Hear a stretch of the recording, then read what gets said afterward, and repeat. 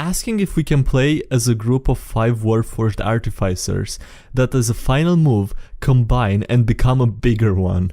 A normal conversation with our GM. Hey, what's up everybody, I'm SkyDieRay and welcome to another DnDMemes video. Before jumping into this video, I just want to remind you that, still more than half of you watching these videos are not subscribed to the channel. So if you just want to go and click that subscribe button, it would help me out and help the channel. And yeah, with that being said, I hope you guys enjoyed the video.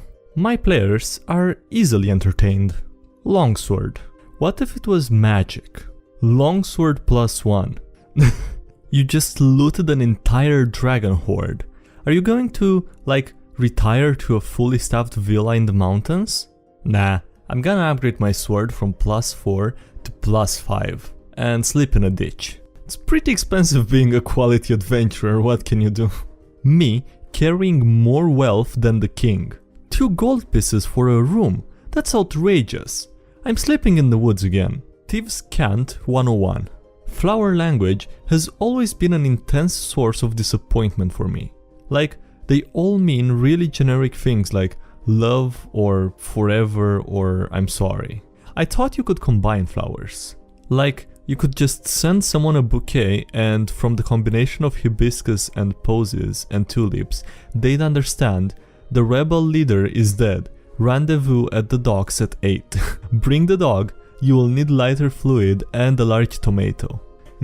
That's a lot of information you're trying to send with just 3 flowers. I really hope no one's answered this for you yet. I saw this and got so excited that my obscure knowledge base might come into use. I had to stretch a few flowers, so to speak, but Victorian flower language allows for alteration in meaning depending on color, fruit, flower, bud, stem, leaves, and thorns. So I didn't feel I was too far out of line. This message would work best as 2 bouquets bound together. First, red nasturtium with no leaves. Red denotes a leader, the nasturtium a patriot, mixed with white or red mask flowers. Rebellion, red if you want to emphasize fighting, white martyrdom, around cypress, which represents death. Then chickweed, rendezvous, and blue convolvulus, night, surrounded by 8 white poplar leaves, symbolizes the time. 8. Yellow iris, flame, and the flower that grows by rivers, and yellow prairie dog flowers.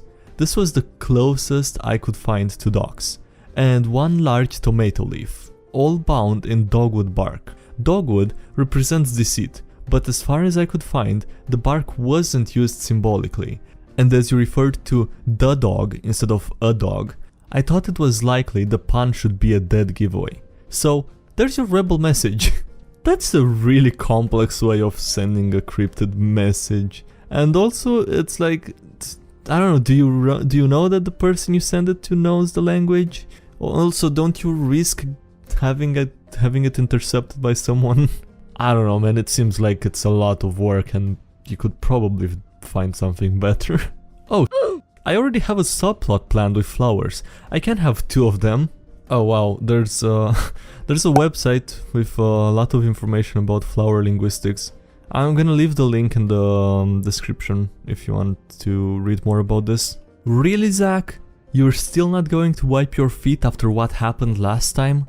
One of my favorite D&D pastimes is to place an inert rug of smothering, which reads, "Please wipe your feet," at the doorstep of an enemy lair. It only activates if someone doesn't wipe their feet. It's a breathtaking way to identify your most stubborn player. #DnD. Okay, that's actually pretty smart. I actually did this with my home group a few years back. After wrestling with the rug, the player who stepped on it, who's also mildly claustrophobic, mind you, opened the door to reveal a long, narrow hallway. The floor was absolutely littered with rugs of all shapes and sizes. I've never seen my players so hysterical. They painstakingly removed each and every one of the mundane rugs with mage hand, placing them in a neat stack near the doorway. Man, there's so many ideas in the DnDMemes subreddit. This is so good. I'm imagining a wizard tower full of passive-aggressive tricks like this. Maybe two wizard roommates that can't stand each other and make a point of magically booby-trapping anything that peeves them. Could have been a battle for centuries. Pots and pans that become animated and murderous if not cleaned before midnight. A floor that magically detonates any clipped fingernails that fall onto it. Jesus dude, that's a bit overkill, isn't it? Okay, a bathtub that dumps the washer on the floor if they sing. A door that slams shut angrily if you forget to close it. Wizard ladders and ingredient cupboards with elaborate and silly locks to prevent pilfering. Maybe they are at war with each other. Ingredients from each cupboard will attack ingredients from the other. All I have is Uno. Fighter. This is getting too out of hand. I think we should contact the king. Wizard. I agree. I'll call him on the sending stone.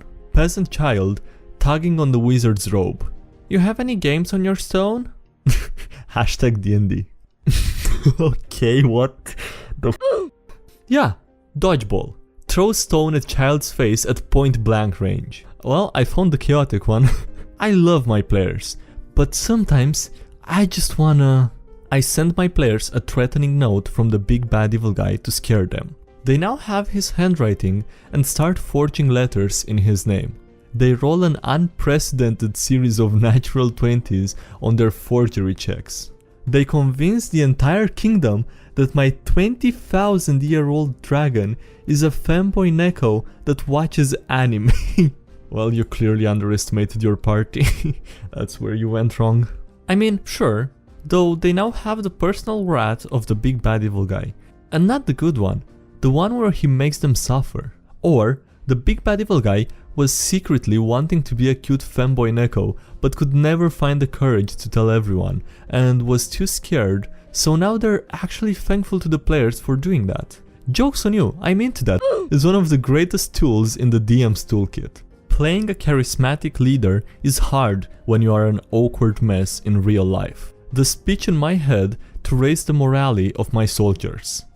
How the speech actually turned out. Can't wait for sidekicks in Tasha's. Paladin. Doesn't want Goblin. Party. Adopts Goblin anyway. Paladin and Goblin 2 sessions later. Nice. If we're gonna do it, then we're gonna do it righteously. Asking if we can play as a group of 5 Warforged Artificers that as a final move combine and become a bigger one. A normal conversation with our GM. Seems normal enough, but in all fairness, if they do that, I'm going to provide an equally terrifying creature. That's why the real big bad evil guy is off screen. After they kill the monster, the big bad evil guy resurrects the monster at 10 times the size. The same discussion every session. What about level up? You just had a level up. What about second level up? You can't not level up every session, right? I mean, it's a rule, right? It's an older template, but it checks out. Your joke character in session 1 versus session 50. I've left behind my family, my friends, everything. The only thing for me is this, the battlefield. That's over 6 meters.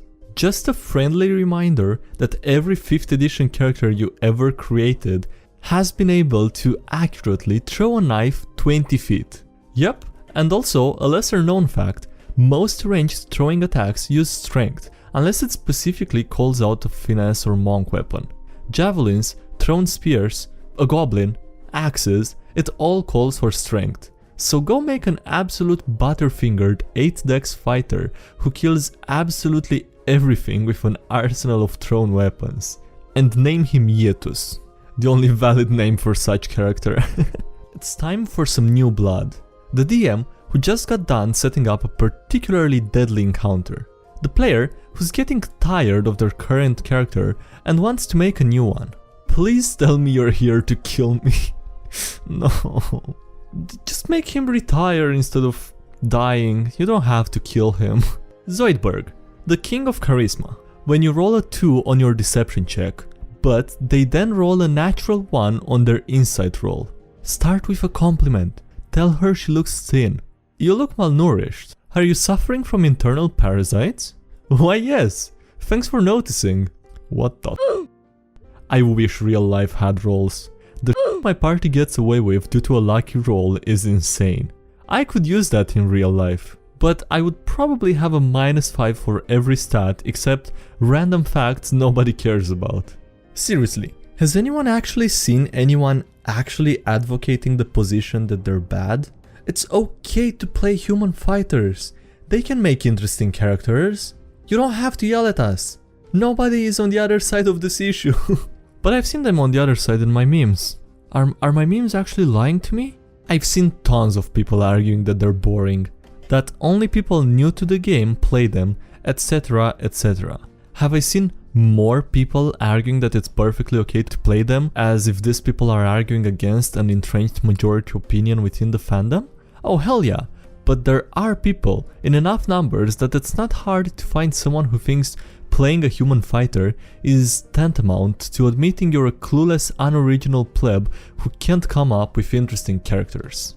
These are the same people who think their character is interesting because of a fancy race, despite having no personality. Are they the same people who make a druid that transforms into a cat and is gay as a personality? Somewhere in there, there's an important paper, but if I know what or where it is. Student that just shoves loose papers in his backpack. D&D player that doesn't keep track of equipment. Alright, time to read some comments. I've stepped on a metal D4. Can confirm it's able to draw blood. Oh man. I'm so sorry, god damn it. So, someone did the math. If it's fast turns of around 70 seconds with only 8 members in the combat, 1 hour of combat will be 28 days. Jesus Christ, dude. You could be trapped in a deep hole filled with water. I know he means well. We're just glossing right over that one, huh? Yep. I mean, there's nothing to gloss over here. We're just, you know. And with that being said, that's gonna be it for this video. Thank you guys for watching, I hope you enjoyed it. Please leave a like if you did and subscribe for more if you haven't already. Also, thank you to everyone supporting the channel on Patreon. I really appreciate it. It means a lot if you are a supporter on Patreon. So thank you a lot for that. Also, links below if you wanna follow me on Twitch, Twitter or Instagram, join the Discord server or check out the subreddit. And yeah, with that being said, thanks again for watching and I'll see you next time. Have a great day, bye!